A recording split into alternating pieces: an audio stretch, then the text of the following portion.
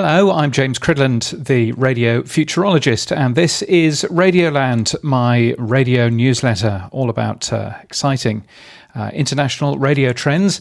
You can find the website at radioland.email, and this podcast is sponsored by rss.com.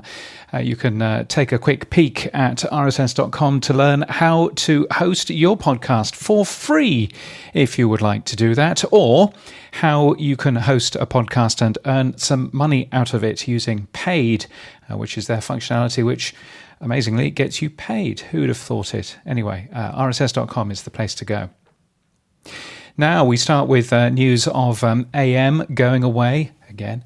1110 WBT News Talk in Charlotte. It's the only Class A clear channel station in North Carolina, so it's a pretty big deal. And it is closing down. It's selling the ground its AM transmitter is on for housing. I link to the listing today in case you want to buy that land. You're more than welcome. You'll find that linked in radioland.email. In the same city, 610WPNZ, which is a Christian station, is also selling. And that address, by the way, has 400 Radio Road, so you could live there. Why not? Both stations are also available on FM. As with many older AM transmitter sites, they're in prime housing areas, and such is the economy these days, housing earns more than radio. The stations, I believe, are owned by Urban One. The land is owned by Beasley, if I understand that all correctly. A fun story from The Verge, which I linked to today, on a set of radio stations run by AI, which all went slightly wrong. Critics will, of course, point to the prompts being wrong, but it's a fascinating read nonetheless. One of the catchphrases that one of these AI stations ended up going into was "Stay in the manifest," which frankly I think should be a catchphrase that every radio station does.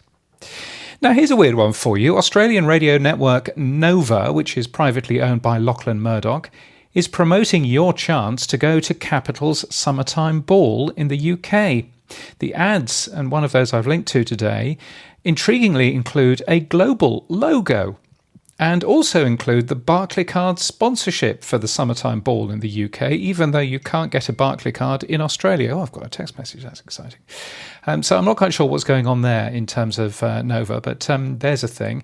Staying in Australia, ARN is to network its KISS Network Evening Show, hosted by Kent Small, to another 21 regional radio stations. The show, which is called The Smallsy Show, following an apparent Australian media law that all commercial radio people need to have a nickname, airs on Fridays between 7 and 8 p.m. I must confess to not really understanding why Australian commercial radio has so many one-hour syndicated shows. I can only assume that there's a commercial reason for it. Oh, I've got a text message.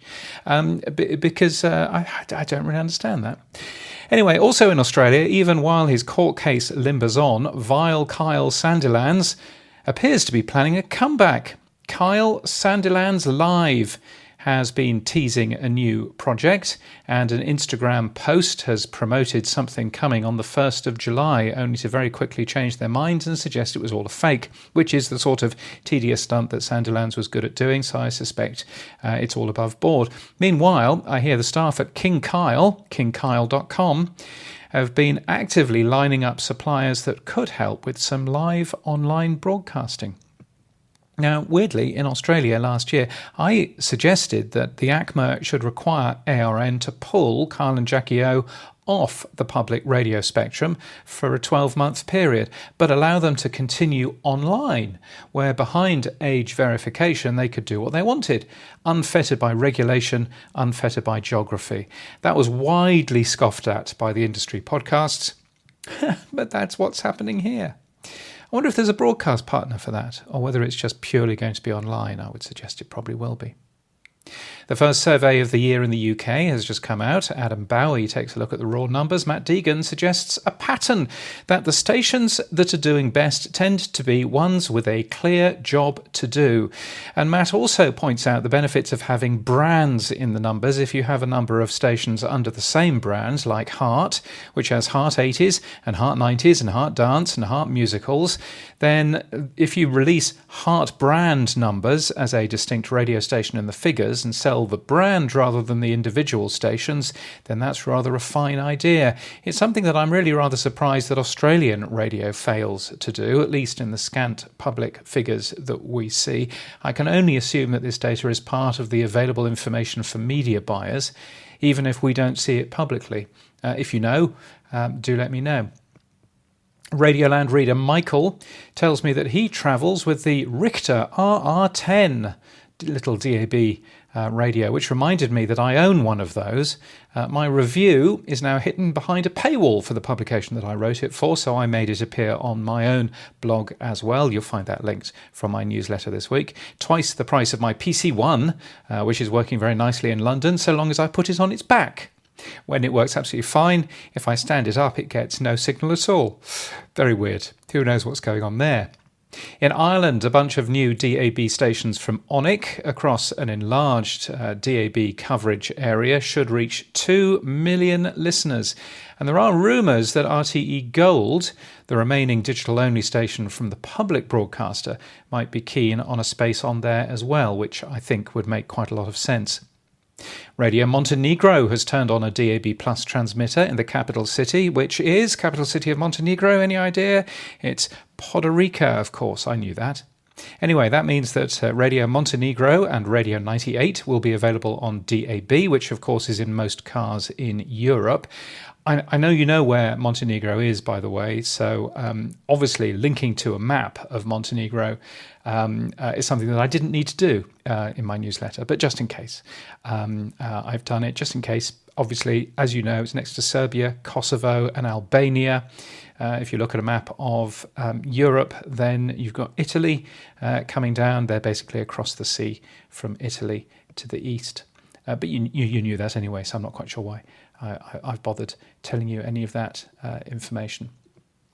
And talking about that part of the world as well, I've got some more information about that part of the world somewhere, if I can scroll back to where I was. Yes, happy birthday Radio Zagreb, which is 100 years old this week. Zagreb, of course, is in Croatia. Yes, you knew that. Quite close to Montenegro. You knew that as well. I'm not quite sure why I'm telling you that either. And thank you to Henry Mensch for sending me 5 coffees. He says, I do look forward to your newsletter. If you make some of those coffees into adult beverages, I'd be fine with that. Unsure if coffee culture has progressed since I lived in Australia in the 1990s. You cheeky monkey, Henry Mensch. Our coffee is the best in the world. And a Queenslander invented the flat white, so there. But anyway, fair enough, I'll probably spend it on beer. No, you're absolutely right. Speaking next, I'm speaking on Wednesday. It's Monday as I record this, and Wednesday I will be speaking at the podcast show here in London. I'm recording a Pod News Weekly review there as well, and moderating a panel about podcast research, so that'll be fun. If you're coming to the podcast show, please say hello. I'm looking forward to being there. I'm also speaking at Forward, the Western Canada Media Conference in Kelowna in BC, talking about the future of audio being people-powered. They've now corrected my name on their website, so that's always a fine start. And Radio Days in Asia, in Indonesia. I will be speaking there as well, and looking forward to it very much indeed. And thank you to many supporters, including Studio with 2 I's. They do things that might help, radio stations and indeed people that want to run radio stations, perhaps online, perhaps called Kyle. Anyway, they are one of our supporters, so thank you to them. Also Admaster, Jaqua, Meliora and Soma FM. Excellent, Rusty, thank you. Plus Dafydd Furnham, Marty from New York, Gavin Watson, Greg Strassel, Sam Phelps, Richard Hilton, Emma Gibbs, Jocelyn Abbey and James Masterton for being regular supporters. If you would like to support this in any way, then please do. You can buy me a coffee, which is all good, buymeacoffee.com/James Cridland. Or if you're listening to this on Apple Podcasts, then you can subscribe to the ad-free version, which gives me some money as well, which is all fine. Or you can get a email version of this newsletter if you like too. My website has more details about who I am, what I do, whether I can help you further. You'll find that at james.crid.land. And until next time, keep listening.